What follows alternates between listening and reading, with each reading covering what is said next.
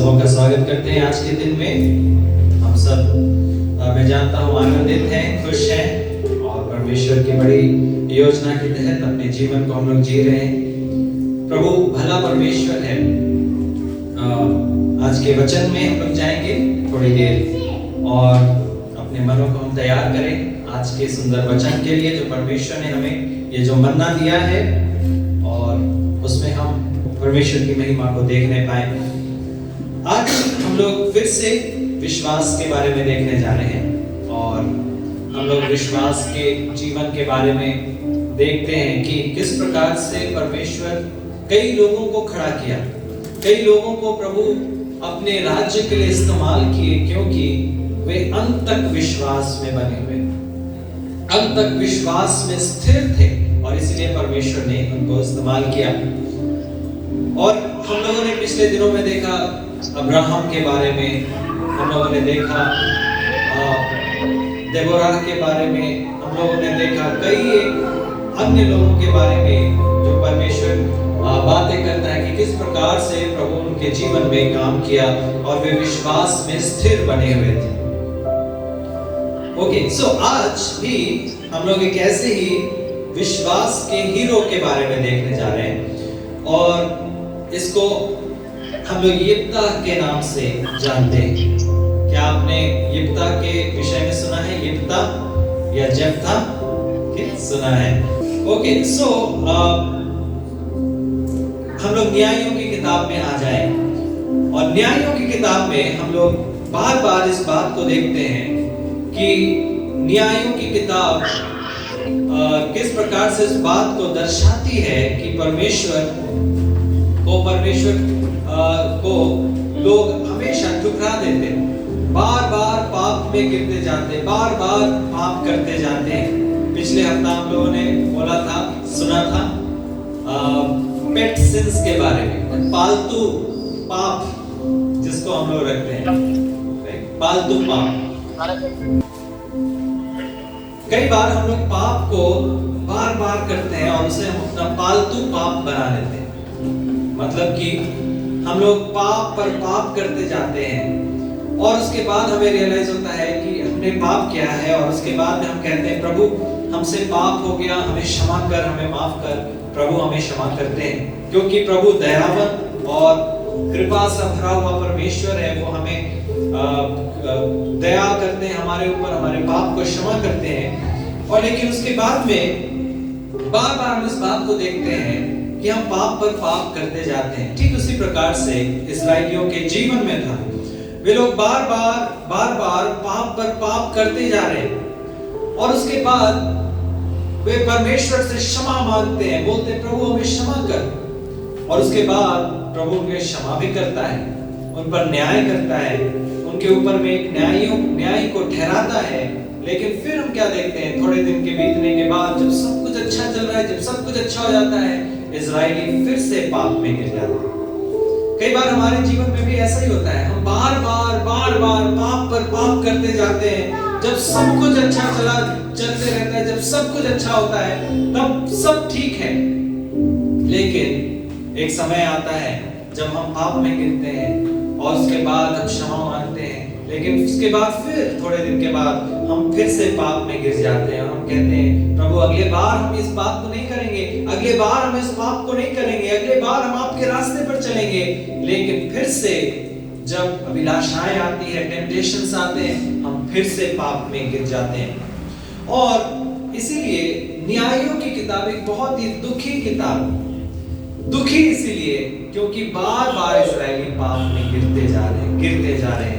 परमेश्वर क्षमा करता है, फिर पाप में गिरते हैं, फिर पाप में परमेश्वर से वे माफी मांगते हैं, परमेश्वर से दया की गुहार को लगाते हैं, परमेश्वर उनको क्षमा करता है और उसके बाद फिर से वे पाप में गिर जाते हैं। तो ये साइकिल को हम देखते हैं कि ये चक्रव्यूह जो है हमेशा चलते जा रहा है और इजरायली हमेशा पाप में गिरते जा रहे हैं। लेकिन एक चीज जो हम लोग इस कहानी में, आज की इस हमारा जो यिप्ता की कहानी है उसके बारे में हम लोग पढ़ते हैं। इब्रानियों उसका 11 अध्याय एक बार मेरे साथ में निकाल ले। इब्रानियों की पुस्तक और उसका 11 अध्याय और उसके 32 से लेकर के 34 तक हम पढ़े। कोई मेरी सहायता करे से पढ़ने में। इब्रानियों की किताब उसका 11 अध्याय 32 से लेकर के 34 तक। और क्या कहूं, क्योंकि समय नहीं रहा कि गिदोन का और बराक और शिमशोन का और यिप्तह का और दाऊद और शामुएल का और भविष्यवक्ताओं का वर्णन करूं। और अब समय नहीं रहा कि मैं किन का वर्णन करूं। और फिर वो कहता है कि क्या बाराक का, क्या यिप्तह का, और क्या नाम है वहां पे, शिमशोन का, दाऊद का, शमूएल का, किन के बारे में मैं बताऊं। उसके बाद लिखा हुआ है, इन्होंने विश्वास ही के द्वारा राज्य जीते, इन्होंने विश्वास के द्वारा राज्य को जीते, धर्म के काम किए, धर्म के काम किए, प्रतिज्ञा की हुई वस्तुएं प्राप्त की, प्रतिज्ञा की हुई वस्तुओं को क्या किया, प्राप्त किया, सिंहों के मुंह बंद किए, सिंहों के मुंह बंद किए। कौन? दानियल के। आग की ज्वाला को ठंडा किया, आग की ज्वाला को ठंडा कर दिया, तलवार की धार से बच निकले, तलवार की धार से बच निकले, निर्बलता में बलवंत हुए, आमीन, निर्बलता में भी बलवंत हो गए, लड़ाई में वीर निकले, लड़ाई में वीर निकले, विदेशियों की फौजी को मार भगाया, विदेशियों की फौजी को मार भगाया, स्त्रियों ने अपने मरे हुओं को फिर जीवित पाया, और स्त्रियों ने अपने मरे हुओं को फिर जीवित पाया। कितने तो मार खाते खाते मर गए और छुटकारा ना चाहा, इसलिए कि उत्तम पुनरुत्थान के भागी हों। कई एक ठट्ठों में उड़ाए जाने और कोड़े खाने वरन बांधे जाने और कैद में पड़ने के द्वारा परखे गए, पथराव किए गए, आरे से चीरे गए, उनकी परीक्षा की गई, तलवार से मारे गए, वे कंगाली में और क्लेश में और दुख भोगते हुए भेड़ों और बकरियों की खाले ओढ़े हुए इधर उधर मारे मारे फिरे, और जंगलों और पहाड़ों और गुफाओं में और पृथ्वी की दरारों में भटकते फिरे। संसार उनके योग्य न था। विश्वास ही के द्वारा इन सब के विषय में अच्छी गवाही दी गई, तो भी उन्हें प्रतिज्ञा की हुई वस्तु न मिली, क्योंकि परमेश्वर ने हमारे लिए पहले से एक उत्तम बात ठहराई कि वे हमारे बिना सिद्धता को न पहुंचे। आमीन। यहाँ पर हम लोग विश्वास के बारे में पढ़ते हैं। ये सारे लोग, यिप्तह, शिमशोन और सारे बाराक जिसके बारे में लिखा हुआ, ये सारे लोग विश्वास से चले और विश्वास के लिए लड़ाइयों को किए, विश्वास के लिए चीजों को प्राप्त किए। विश्वास से हम और आप जाने जाते हैं, और इन सारे नामों को परमेश्वर यहाँ पर अपने हॉल ऑफ फेम में जिसको हम लोग कहते हैं, इब्रानियों 11 अध्याय में पौलुस लिखता है। ओके, सो वापस आ जाए न्यायों की किताब में, और हम लोग यिप्तह के बारे में आज की सुबह पढ़ें। आइए इसको पढ़ते हैं। न्यायों की किताब उसका 11 अध्याय और उसके पहले पद से हम पढ़ना शुरू करें। पहले पद से 11 पद तक यह इस प्रकार से लिखा है, यिप्तह नामक गलादी बड़ा शूरवीर था और वो वेश्या का बेटा था, और गिलाद से यिप्तह उत्पन्न हुआ था। गिलाद की स्त्री के भी बेटे उत्पन्न हुए, और जब वे बड़े हो गए तब यिप्तह को यह कहकर निकाल दिया, तू तो पराई स्त्री का बेटा है, इस कारण हमारे पिता के घराने से कोई भाग ना पाएगा। तब यिप्तह अपने भाइयों के पास से भागकर तोब देश में रहने लगा, और यिप्तह के पास लुच्चे मनुष्य इकट्ठे हो गए और उसके संग फिरने लगे। कुछ दिनों के बाद अम्मोनी इजराइल से लड़ने लगे। जब अम्मोनी इजराइल से लड़ते थे तब गिलाद के वृद्ध लोग यिप्तह को तोब देश से ले आने को गए, और यिप्तह से कहा, चलकर हमारा प्रधान हो जा कि हम अम्मोनियों से लड़ सके।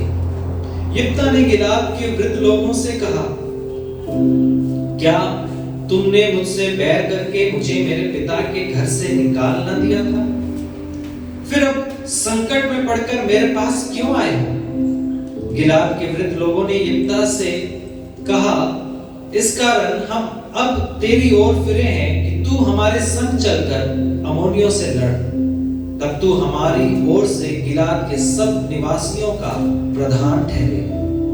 यिप्तह ने गिलाद के वृद्ध लोगों से पूछा, यदि तुम मुझे अम्मोनियों से लड़ने के को फिर मेरे घर ले चलो और यहोवा उन्हें मेरे हाथ कर दे, तो क्या मैं तुम्हारा प्रधान ठहरूंगा? गिलाद के वृद्ध लोगों ने यिप्तह से कहा, निश्चय हम तेरी इस बात के अनुसार करेंगे। यहोवा हमारी और तेरे बीच में इन वचनों का सुनने वाला है। तब यिप्तह गिलाद के वृद्ध लोगों के संग चला और लोगों ने उसको अपने ऊपर मुखिया और प्रधान ठहराया। और यिप्तह ने अपनी सब बातें मिस्पा में यहोवा के सम्मुख कह सुनाई। आमीन। यहाँ पर हम एक ऐसे मनुष्य के बारे में पढ़ते हैं जिसके बारे में सबसे पहला जो चीज है जो हम पढ़ते हैं वो है एक बहुत ही दर्दनाक रिजेक्शन या फिर ठुकराया जाना। हम और आप कई बार अपने जीवन में ठुकराए गए। कई चीजों से हम और आप ठोकर खाएं, कई लोगों से ठोकर खाएं, कई बातों से ठोकर खाएं। यदि मैं पूछूं क्या आपने अपने प्रियों से कभी ठोकर नहीं खाया, तो आप बोलेंगे कि हाँ हमने खाया है। हम सब कभी ना कभी अपनों से या अपने दोस्तों से या कई बार पराये लोगों से ठोकर खाते हैं। और इस कहानी में हम इस बात को पढ़ते हैं कि एक व्यक्ति था जिसका नाम यिप्तह था। और सबसे पहली बात उसके बारे में लिखा हुआ है कि वो एक बड़ा शूरवीर था, यानी कि वो लड़ाई करने में निपुण था। वो बहुत ही एक अच्छा योद्धा था और परमेश्वर के नाम से वो लड़ाई को करता था।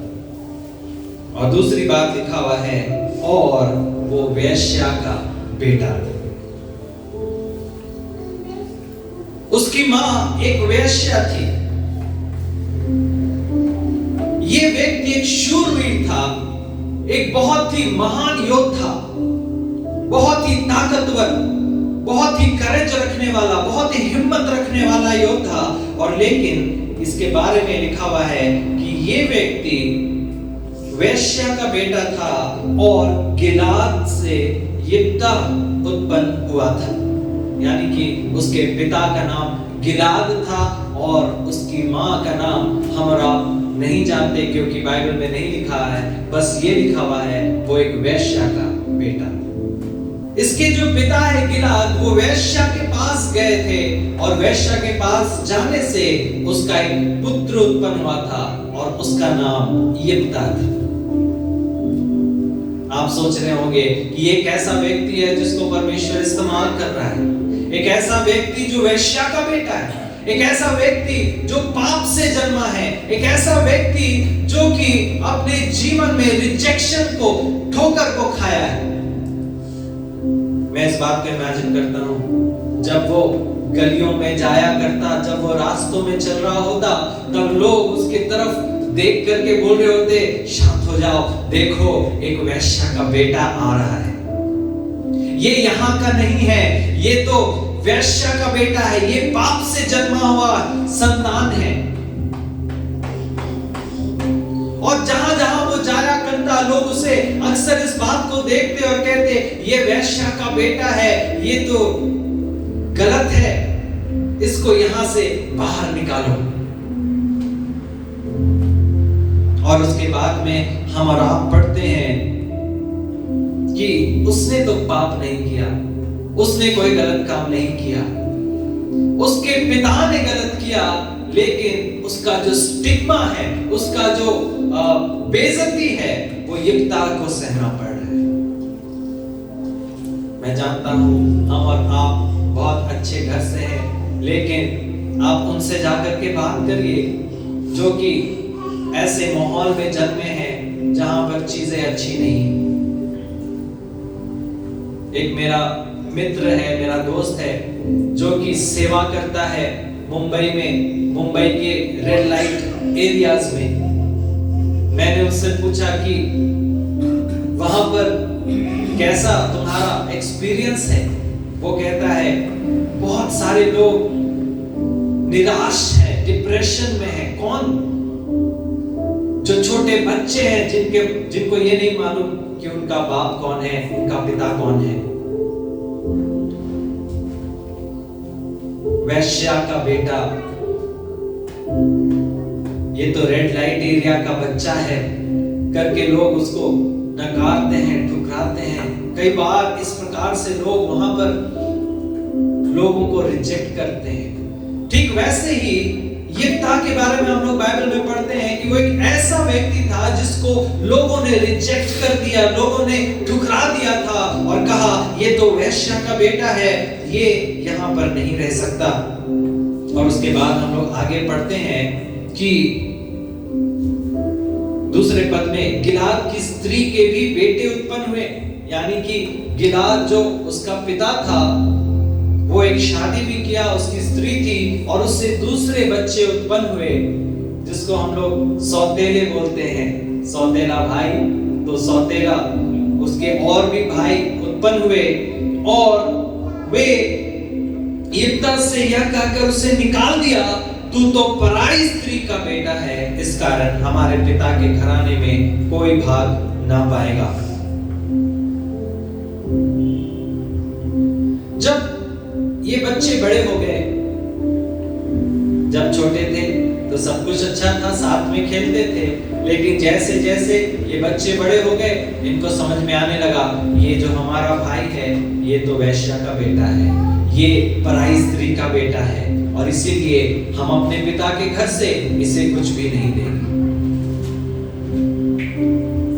अपने ही घर से उसे बाहर निकाल दिया गया है, अपने ही घर से उसे ठुकरा दिया गया है और उसके बाद में वो वहां पर खड़ा है और शायद इस बात को सोच रहा होगा कि अब मेरा क्या होगा। हम ये नहीं जानते कि उसके भाइयों ने उसे क्यों निकाला।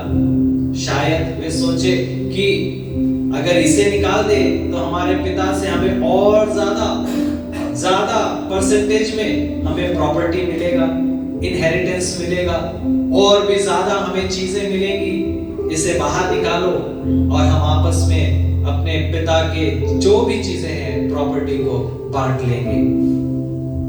और इससे हमें ये पता चलता है कि शायद इसका पिता गिलाद अब नहीं रहा, क्योंकि पुराने नियम में के समय में हम देखते थे बंटवारे का जो बात है, जब तक पिता जिंदा है बंटवारे का बात नहीं होता, लेकिन जैसे ही पिता मर जाए बेटे बंटवारे का बात करने लगते थे।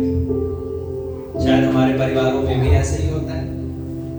यदि आपके दो भाई हैं और शायद एक भाई बोल दे तुम बाहर निकलो, तुम्हें एक भी नहीं देंगे क्योंकि तू तो हमारा बेटा, हमारे घर का, हमारे परिवार का नहीं है। सोच के देखिए यिप्ता के साथ ये सारी बातें हो रही।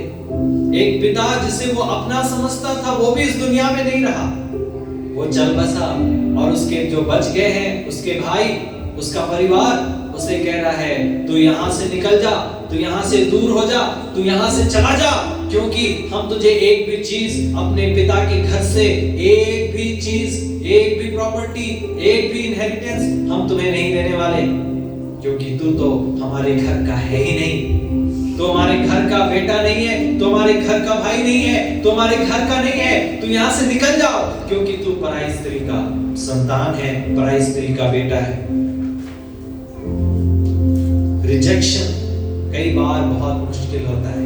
रिजेक्शन इज पेनफुल, जब खास करके जब अपने घर से हमें रिजेक्शन मिलता है।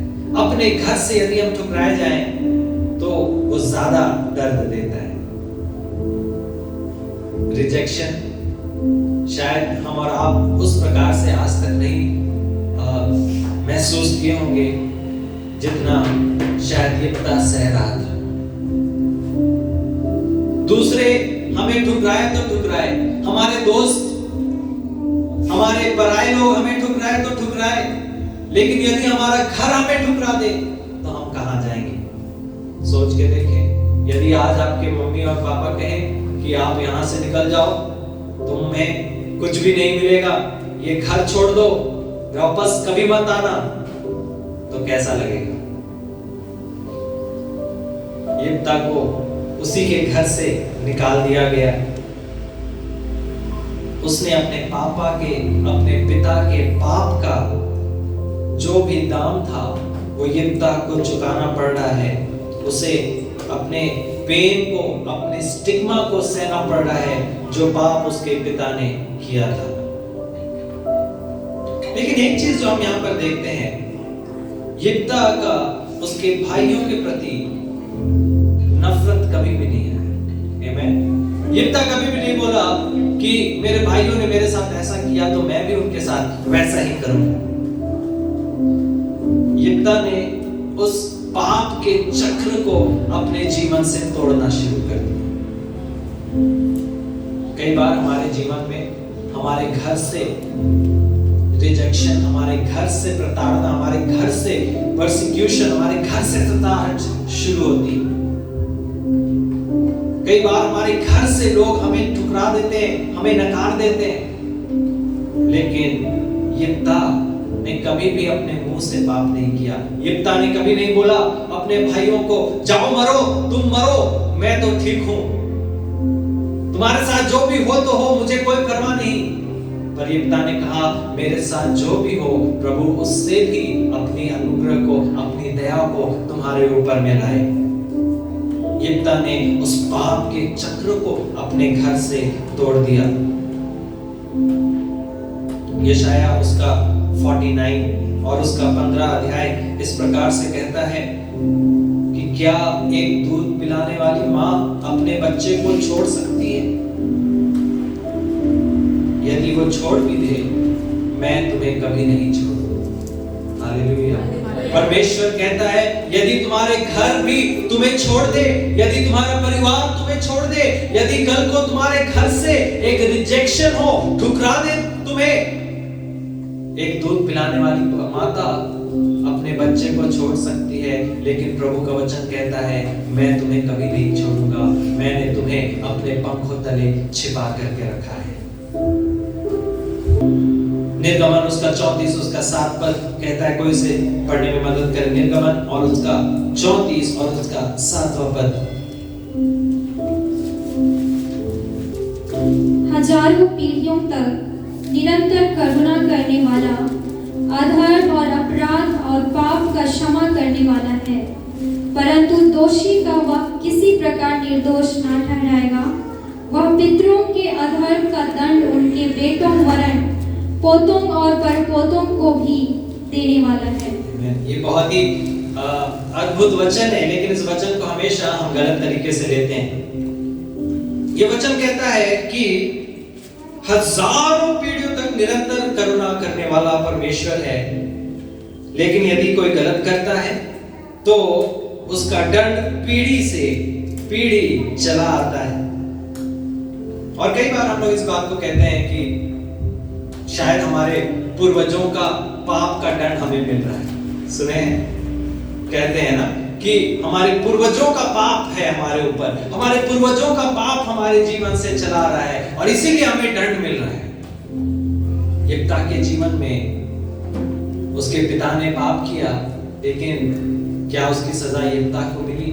यिप्ता ने उसे, उस चक्र को, उस पाप के चक्र को अपने साथ वहां पर खत्म किया और बोला कि मेरे पिता ने जो गलत किया, इसका कारण, इसके वजह से प्रभु मुझ पर अनुग्रह करेगा।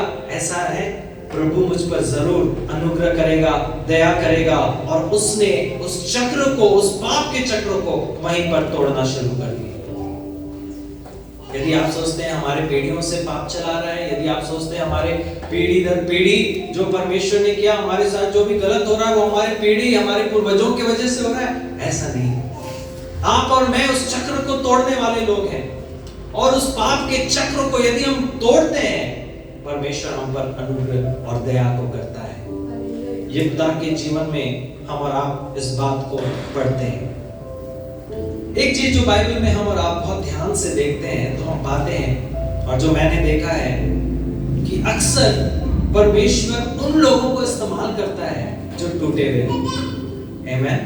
परमेश्वर अक्सर उन लोगों को इस्तेमाल करता है जो टूटे हुए लोग हैं, और कई बार प्रभु तोड़ता है ताकि हमें इस्तेमाल करे। क्योंकि यदि परमेश्वर हमें तोड़ेगा नहीं तो हम अपने घमंड में खड़े रहेंगे, कभी परमेश्वर के लिए इस्तेमाल होना शुरू नहीं होंगे। हम पढ़ते हैं बाइबल में दाऊद के बारे में, जिसने अपने घर से ठोकर खाया। जब शमूएल नबी जाता है उसके पिता के पास में, दाऊद के पिता, उसका नाम क्या था? यिशै के पास, और बोलता है प्रभु ने मुझसे कहा है कि तेरे घर से एक राजा खड़ा होगा जो इस्राएलियों के ऊपर में राज्य करेगा। सारे लोग आते हैं, यिशै बोलता है एलियास ये है, शम्मा ये है, अबीनादाब आया ये है, करते करते सारे भाई आ गए। लेकिन यिशै को दाऊद के बारे में याद भी नहीं कि मेरा एक छोटा बेटा भी है जो कि भेड़ चरा रहा है। उसे याद भी नहीं है कि मेरा एक बेटा भी है जिसका नाम दाऊद है। वो बोला इतने ही है, हाँ इतने ही है। फिर उसे शमूएल बोलता है नहीं, याद करो कोई और भी होगा। हाँ एक और है जो भेड़ बकरियों को चराता है, वो छोटा है। जब दाऊद आता है तो शमूएल क्या कहता है? परमेश्वर बाहरी रूप को नहीं देखता, प्रभु किसको देखता है? हृदय को देखने वाला परमेश्वर है। और उसी समय उसने दाऊद को राजा करके अनॉइंट कर दिया। हालेलुया। दाऊद भी अपने घर से रिजेक्टेड है, उसके घर से ठोकर खाया हुआ है, उसके घर से उसे नकार दिया गया है। और इसीलिए भजन संहिता 27 और उसके 10वें पद में कहता है, यदि मेरे माँ और मेरे पिता मुझे छोड़ दे, लेकिन परमेश्वर मुझे कभी नहीं छोड़ेगा। वो कहता है, though my father and mother forsake me, the Lord will receive me। यीशु मसीह को क्या उसके घर से ठुकराया नहीं गया? यीशु मसीह को उसके घर वाले बहुत अच्छे से एक्सेप्ट किए? बिल्कुल भी नहीं। जब हम पढ़ते हैं यशायाह उसका 53 और उसका 3 पद में, तो यहां पर लिखता है, he was despised and rejected by mankind, a man of suffering and familiar with pain, like one from whom people hide their faces. He was despised and we held him in low esteem। यहाँ पर ये वचन हमें कहता है, लोगों ने उसे नकार दिया, लोगों ने उसे ठुकरा दिया, ऐसा ठुकरा दिया जिससे कि वो अपने चेहरे को भी छुपा करके रखता हो। जब हम लोग यूहन्ना 7वां अध्याय और उसके 2 से लेकर के 5वें पद में पढ़ते हैं, उसके जो भाई थे, यीशु मसीह के भाई ने उनका मजाक बनाया कि वो अपने आप को मसीहा कह रहा है। लेकिन प्रभु यीशु ने अपने काम को वो करता गया। इसीलिए यूहन्ना उसके पहले अध्याय में हम लोग इस बात को पढ़ते हैं कि came to his own but his own did not receive him। वो आया अपने लोगों के बीच में, लेकिन अपने लोगों ने उसे स्वीकार नहीं किया। आज भारत में हम लोग कई एक चीजों से रिजेक्टेड होते हैं। हम लोग कास्ट से रिजेक्टेड होते हैं, कई बार हम लोग जेंडर से रिजेक्टेड होते हैं। जहां लड़की पैदा हुई, लड़कियों को फेंक दिया जाता है। आप कैसे दूसरे लोगों को ट्रीट करते हैं? यदि लोगों ने आपके साथ में गलत किया है, यदि लोगों ने आपके साथ में कुछ बातें की है, और आप उनके प्रति कैसे आप रिएक्ट करते हैं, ये दर्शाता है कि आपका रिश्ता परमेश्वर के साथ में कैसा है। आमीन। यिप्ता का रिश्ता प्रभु के साथ में बहुत ही मजबूत था, इस बात को हम देखते हैं। और इसलिए रोमियो और उसका 12 अध्याय उसका 17 से लेकर के 19 पद में इस बात को कहता है कि बुराई के बदले किसी से बुराई ना करो, बुराई के बदले किसी से बुराई ना करो, जो बातें सब लोगों के निकट भली हैं उनकी चिंता किया करो, और जो बातें सब लोगों के लिए भली है उनकी चिंता करो। जहां तक हो सके तुम भरसक सब मनुष्यों के साथ मेल मिलाप रखो। और जहां तक हो सके तुम भरसक सब मनुष्य के साथ मेल मिलाप रखो। हे प्रियो, बदला ना लेना, परंतु परमेश्वर के क्रोध को अवसर दो, क्योंकि लिखा है, बदला लेना मेरा काम है, प्रभु कहता है, मैं ही बदला दूंगा।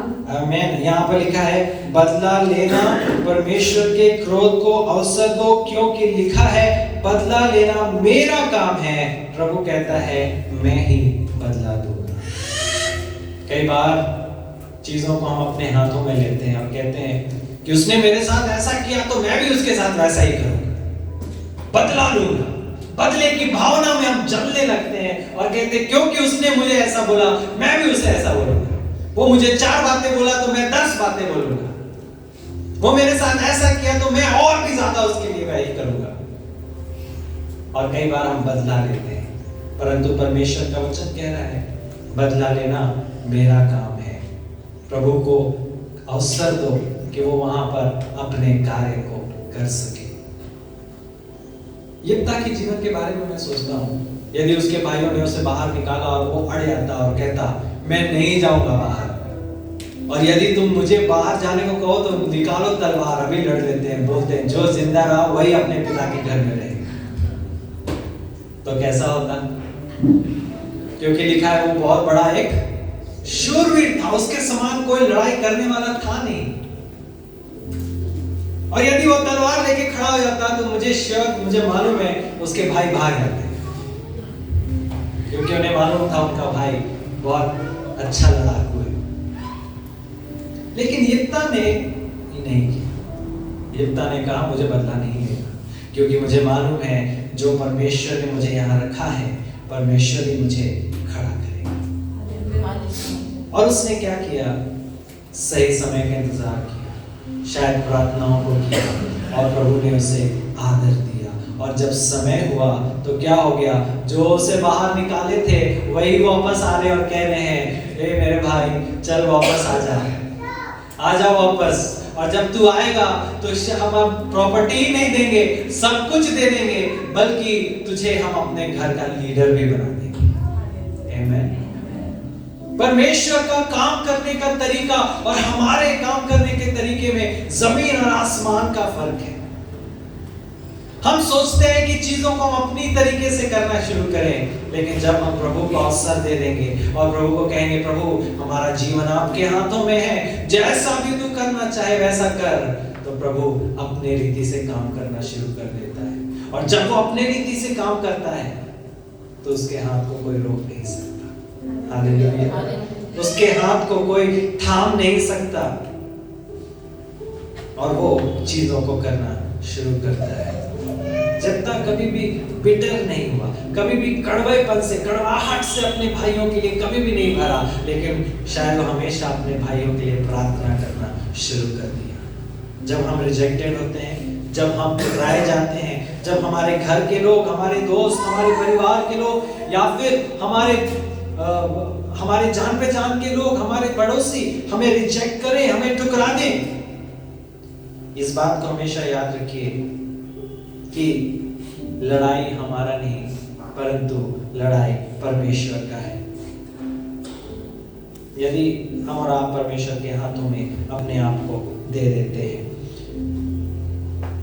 न्यायों की किताब में वापस आए और एक आखिरी वचन को हम लोग पढ़ते हैं 11 पद में। यहाँ पर लिखा है, तब यिप्तह गिलाद के वृद्ध लोगों के संग चला और लोगों ने उसको अपने ऊपर मुखिया और प्रधान ठहराया, और यिप्तह ने अपनी सब बातें मिस्पा में यहोवा के सन्मुख कह सुनाई। परमेश्वर के लिए वो लड़ाई करने जाता है, अम्मोनियों से लड़ाई करता है, और हम जानते हैं क्योंकि इन्होंने उसे अपने घर में लीडर ठहरा दिया, अपने घर में प्रधान बनाया, इसका मतलब ये है कि वो अम्मोनियों से अब जीत चुके हैं। और जब वो जीत चुके तो यिप्तह सबसे पहला काम क्या करता है? चलो आओ बंटवारा करते हैं। क्या बोल रहे थे? नहीं दोगे, है ना?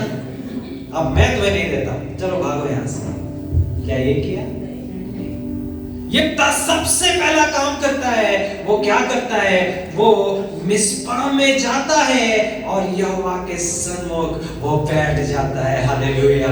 मिस्पा क्या था? जब हम लोग मिस्पा के बारे में पढ़ते हैं, मिस्पा का मतलब होता है एक वॉच टावर, एक देखने का स्थान। और ये वही जगह है जहां पर याकूब लाबान से एक वाचा को बांधता है, और वो जगह में कहता है कि हम इस वाचा को बांधते हैं कि हम अब एक दूसरे से कभी लड़ेंगे नहीं। लाबान और याकूब इस वाचा को बांधते हैं मिस्पा में। वे कहते हैं हम इस वाचा को, इस वचन को देते हैं, हम एक दूसरे से अब लड़ाई नहीं करेंगे। इसका मतलब यिप्ता सबसे पहले जाता है और कहता है, प्रभु मैं, मेरा घर, मेरे भाई एक है, उन्हें क्षमा कर। उन्होंने मुझे अपना नहीं समझा था, लेकिन तूने कभी मुझे नहीं छोड़ा। वो मिस्पा के पास में जाता है, वो सब चीजों का क्रेडिट प्रभु को देता है। वो ये नहीं कहता मेरे बल से हुआ, मेरी ताकत से हुआ, क्योंकि मैं शूरवीर हूं तो मैंने अम्मोनियों को भगा दिया, इसीलिए मेरे भाई अब मुझे अपना प्रधान बनाए हैं। नहीं, ये नहीं कहता। यिप्ता कहता है क्योंकि प्रभु ने मुझे खड़ा किया तो मैं खड़ा हूं। यदि प्रभु मुझे खड़ा नहीं करता तो मैं कभी खड़ा नहीं हो सकता। हालेलुया। प्रभु हमारे जीवन में इसी प्रकार से काम करते हैं। मैं यिप्ता को देखता हूं और सोचता हूं, कौन था यिप्ता? ठुकराया हुआ वैश्या का बेटा, बेइज्जत किया हुआ। कौन था यिप्ता जो प्रभु से देखता है? यिप्ता was handpicked by God, जिसको परमेश्वर ने चुन करके बाहर निकाला। कौन था यिप्ता? जिसको परमेश्वर ने आदर दिया। कौन था यिप्ता? जिसने परमेश्वर के अनुग्रह को अपने जीवन में देखा। कौन था यिप्ता? जिसने परमेश्वर के लिए लड़ाई किया और उसके हाथ को अपने जीवन में काम करने का। कौन था यिप्ता? जिसने परमेश्वर पर अपने भरोसे को रखा और कहा मेरा भरोसा परमेश्वर पर है। ये भजन संहिता उसका 136 उसका 23वां पद इस प्रकार से हमें कहता है, He remembers us in our lowest state, His mercy endures forever। परमेश्वर हमारे निचले स्थानों में भी हमें नहीं भूलता। यशाया 49 उसका 15-16 इस बात को कहता है। हमने इस वचन को पहले भी देखा। Can a mother forget her baby at her breast and have no compassion on the child she has born? Though she may forget, I will not forget you. See, I have engraved you on the palm of my hands। प्रभु इस बात को कहता है, मैंने तुम्हारे चित्र को अपने हथेली में खोद करके रखा है। हालेलुया। लोग आपको ठुकरा दिए हो, आपका परिवार आपको ठुकरा दिया हो, आपके घर आपको ठुकरा दिए हो, आपके चाहने वाले आपको ठुकरा दिए हो, लेकिन प्रभु कहता है मैंने तुमसे एक एवरलास्टिंग हमेशा के लिए प्यार किया है और मैं तुम्हें कभी भी नहीं ठुकराता हूं, क्योंकि मैंने तुम्हारे चित्र को अपने हथेली पर खोद करके रखा है। प्रभु हमारे जीवन को जानता है, वो देखता है, वो समझता है। एक दूध पिलाने वाली माता अपने बच्चे को छोड़ सकती, लेकिन प्रभु हमें और आपको कभी नहीं छोड़ता। यिप्ता एक ऐसा व्यक्ति था जिसको परमेश्वर ने उठा करके खड़ा कर दिया, और जब वो खड़ा कर दिया उसने सबसे पहला काम किया, वो मिस्पा में गया और परमेश्वर को आदर दिया।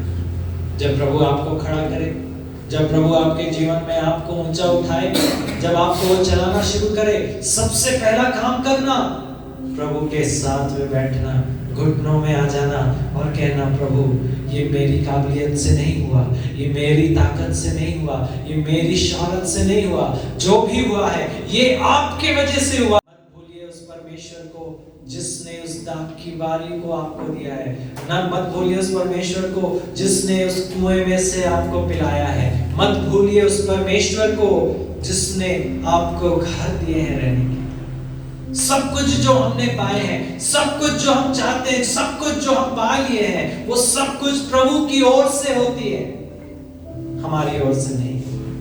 आगे कहता है कमाने की शक्ति कौन देता है? प्रभु की ओर से हमें कमाने की शक्ति मिलती है। प्रभु की ओर से हमारे जीवन में अनुग्रह होता है, दया होता है। यिप्ता कौन था? जिसने इस बात को समझ लिया था प्रभु हमारे जीवन के लिए अद्भुत कामों को कर सकता है। उसने अपने जीवन को प्रभु के हाथों में दे दिया। हम लोग परमेश्वर के लिए वैल्यूएबल हैं। प्रभु के लिए हम और आप बहुमूल्य हैं। प्रभु आपको ठुकराया हुआ नहीं समझता, पर परमेश्वर आपको उस एवरलास्टिंग प्यार से, उस अनंत प्यार से प्यार करता है।